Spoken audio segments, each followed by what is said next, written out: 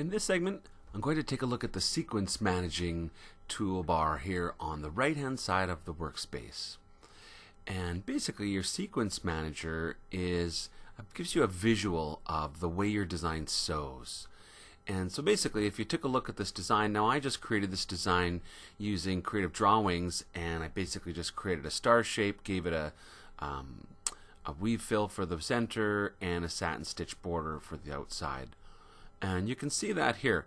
Basically, the very first thing that I see, which is labeled as 0, is actually an image. It becomes like an icon of the entire design. So it shows me what my design will look like. And then the actual embroidery elements, so the first color I have is this light blue fill of the star. And if I click on that, it actually selects the light blue fill in the workspace. And then the next color we see is the dark blue outline, and same thing, if I click on that, it will switch to selecting the dark blue outline of this design. And there's a third element to the design that you don't actually see, and if I click on that, you'll notice that it highlights the center of the embroidery design here. And basically what that means is when the design is finished sewing, so wherever this dark blue border completes sewing, it looks like it's, if I just nudge up, it looks like it probably finishes sewing somewhere around right here. And so that final element of the design is actually the machine returning back to the center of the embroidery hoop. So it's a return to hoop center. And so that's why there's always, whenever you create an embroidery design and then open it up in Wings Modular, you'll always have that at the end of your design, the return to hoop center, and you'll always have sort of the image map that shows what the entire design looks like.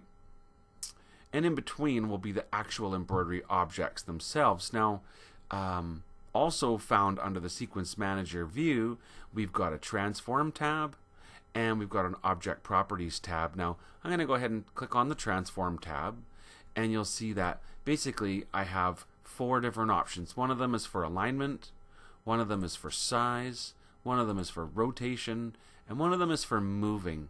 Now, I guess as an example, what I'm going to do, I'll click on the Sequence Manager, and I'm just going to select the light blue area of this design.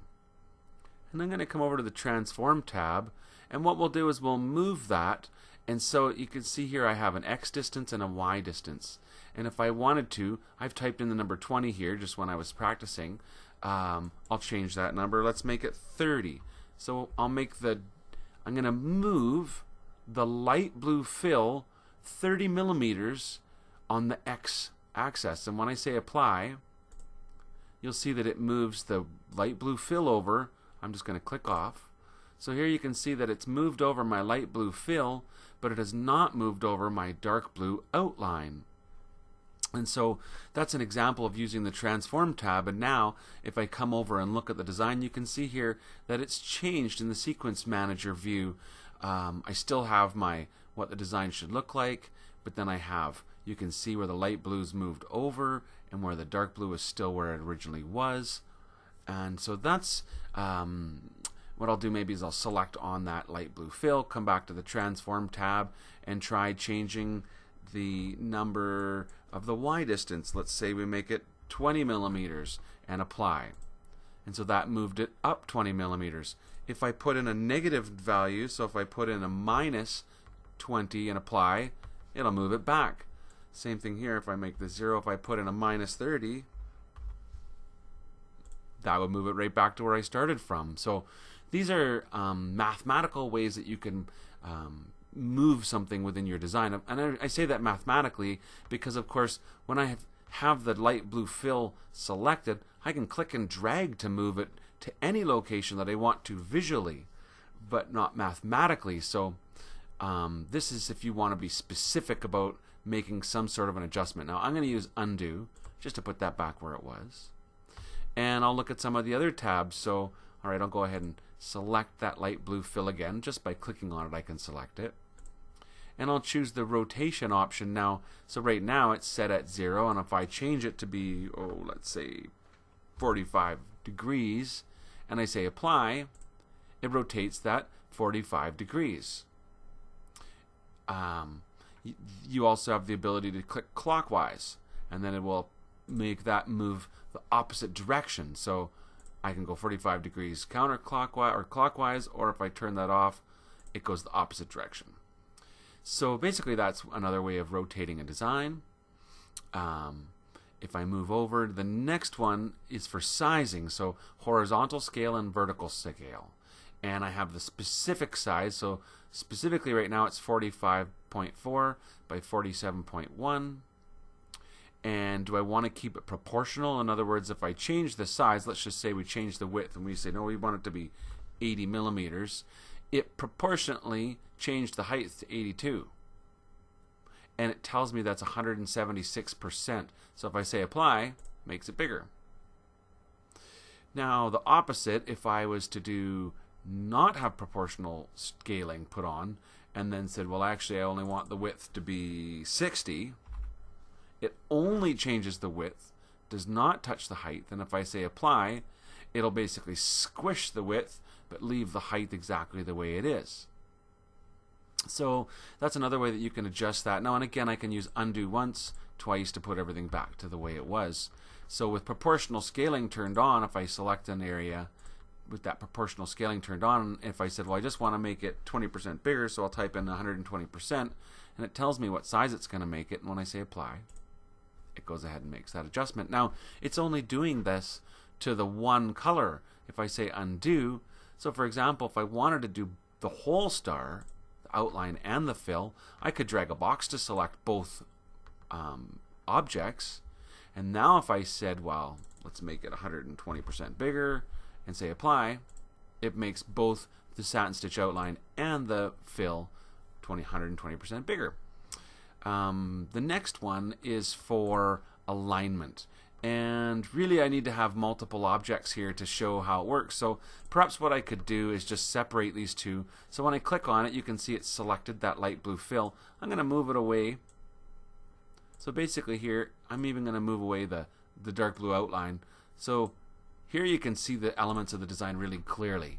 There's the image sort of icon that was created of what the design looked like when we brought it in. And then we have the weave fill, which I've moved off to the right, and the satin outline, which I've moved off to the right and sort of dropped down a little bit. So for example, if I click on this light blue star, and now I have the ability to align this, but to align it, I really need to have two things selected. So for example, if I zoom out and then click and drag a box around both of those shapes, I've selected them both. Now if I choose to align this, and let's say basically these are like on-off buttons. So we have a horizontal and vertical alignment. So right now, if I have horizontal, the center option clicked. If I say apply, it brought those two objects to be aligned by their center. And I'll say undo. If I chose, for example, left and then said apply, it would align those two objects along the left-hand side. And so again, I'll just say undo. If I select them both again, oops, just draw a box to select them both, and say vertical, and for example, say top, and say apply, it brought them both. I'm going to say undo. I had both left and top selected. I'm going to have just top selected, which will leave the left right alone and just bring them both to line up with the same top point. So you can see here where I guess if you were creating a layout and you had brought in a design and wanted to duplicate it and then have them all nicely aligned, you could make them all aligned by the vertical top, vertical center, vertical bottom, or horizontal left, horizontal center, and horizontal right. And you'll notice a lot of these have the same option, and it says apply to duplicate. So basically if you've duplicated a part of your design and then you make a modification in one and say apply to duplicate, it will apply to the duplicate as well. So yeah, and then the other thing about this sequence manager and the transform tab, there was a third tab, and that's the object properties. And basically here, when you select on a shape, so for example, if I select on the outline, it tells me that it's a satin serial, and if I select on the blue fill, it tells me that it's a step. So These are basically just telling you the types of objects that, types of stitches that could be in your objects. So yeah, that's a little bit about the sequence manager and how it works and how to use it.